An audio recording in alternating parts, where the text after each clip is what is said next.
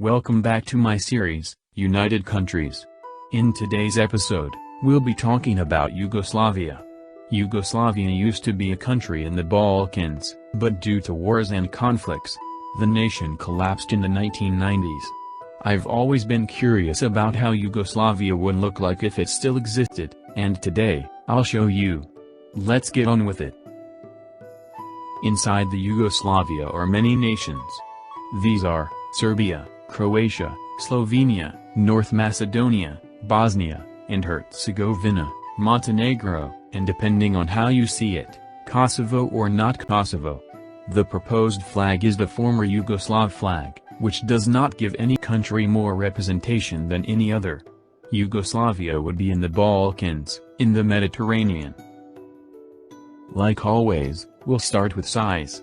In terms of size, Yugoslavia would be quite big, as the Yugoslav nation would cover over 255,950 square kilometers. This means that the new formed nation would be the 77th largest country in the world, in terms of size, and the 11th largest in Europe. Yugoslavia would be bigger than the United Kingdom, but smaller than Gabon. Yugoslavia would cover more than half of the Balkans. Population. Yugoslavia would have 21,207,500 people inside its borders, which curiously, is actually smaller than what Yugoslavia's population used to be in 1992, when it collapsed.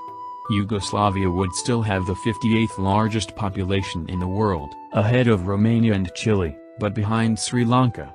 This means that Yugoslavia would have a bigger size than the UK, but a third of the population. GDP. The economy of Yugoslavia wouldn't be the highest, as they would only count with a bit over $203 billion. This would make their economy the 51st in the world, ahead of New Zealand, but behind Greece. Yugoslavia would also have the 21st largest economy in Europe, which isn't very high for a nation this size. The GDP of Yugoslavia would, however, have a drastical change if they united, and an even bigger one if Yugoslavia formed part of the European Union.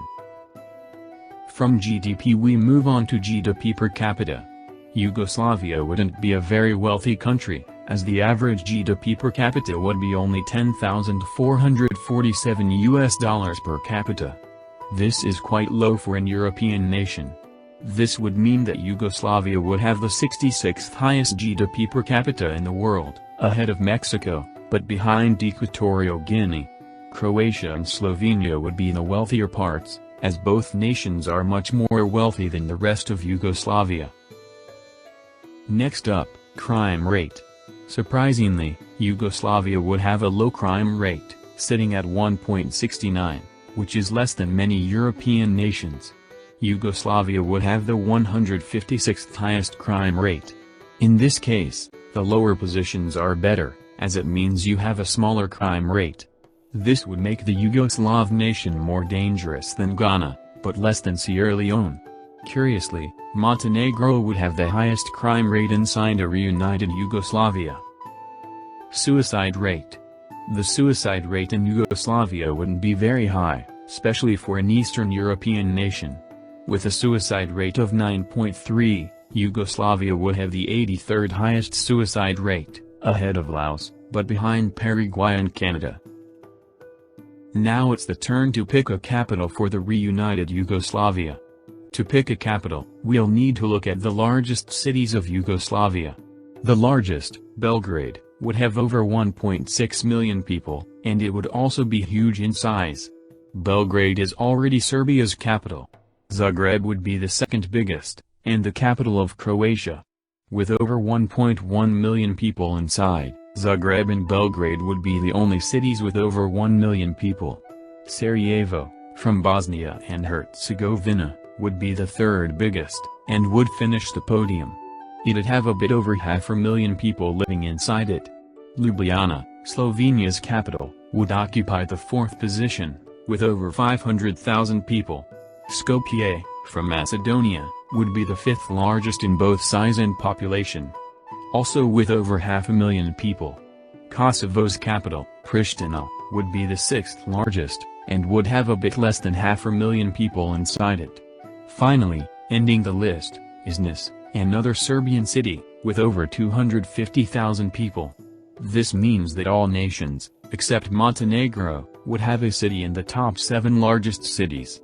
If I have to pick a capital, it'd probably be Belgrade, as it used to be the capital of Yugoslavia, and it's the biggest city in Yugoslavia.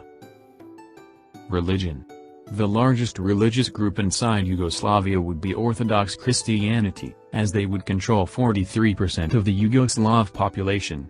Catholicism would be the second largest religion, with 27% of the population being Catholic. A surprisingly big 22% would be Muslim, and the remaining 8% would follow a variety of other religions. This would make Yugoslavia one of the biggest Orthodox and Muslim countries in Europe, and one of the countries with the least atheists or non-religious people. Now on to the many languages of Yugoslavia. 42% of the population, or more than 4 out of 10 people, would speak Serbian as a first language. Croatian would be spoken by another 19%, and Bosnian by a big 10%. Macedonian and Slovenian would be spoken by 9% each, with extremely similar numbers.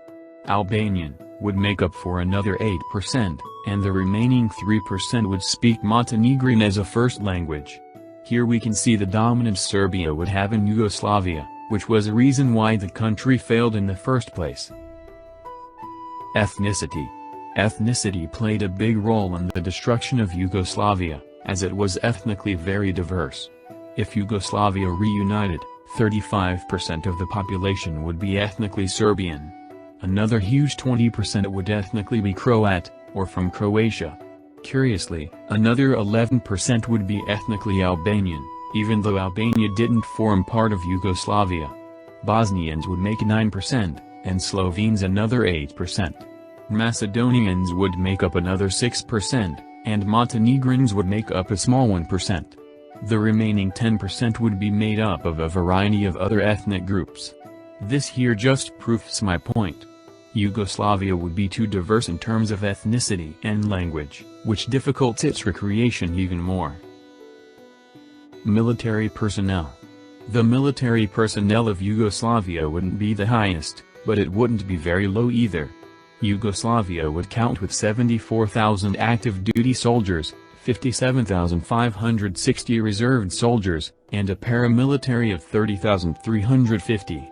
This would put the total military personnel of Yugoslavia at 161,910. Yugoslavia's military personnel would probably decrease, though, as the Yugoslav countries wouldn't need as many weapons to defend themselves from each other any longer. To finish off with Yugoslavia, we'll talk about its military budget. The recreated nation would count with over $2.6 billion for its military, which is quite low for its personnel and number of weapons. However, the total military of Yugoslavia would be moderate, meaning it would not be the best or worst. Yes, Yugoslavia would have a low budget, but they'd count with a lot of soldiers, and a lot of war vehicles and weapons. Plus, the countries that make up the Yugoslav nation are very advanced in terms of military, after the Yugoslav wars. If Yugoslavia united, their military would most likely decline, as they would not need that many soldiers and weapons anymore. Finally, we've finished with Yugoslavia. It would be very fun to see this nation reunited, and it would benefit every nation that forms part of it. If it somehow joined the European Union, the nation would also slowly recover itself from the conflicts its nations have had in the past. Yugoslavia's economy would drastically grow, and it'd be a step closer for peace in the Balkans. Of course, this is absolutely impossible. There's no way you could convince Croatia, Serbia, Kosovo and the rest to live under the same nation. I think Yugoslavia would never reunite, or at least for now. This has been it for today, and don't forget to tell me which nations you want me to unite next time. Peace.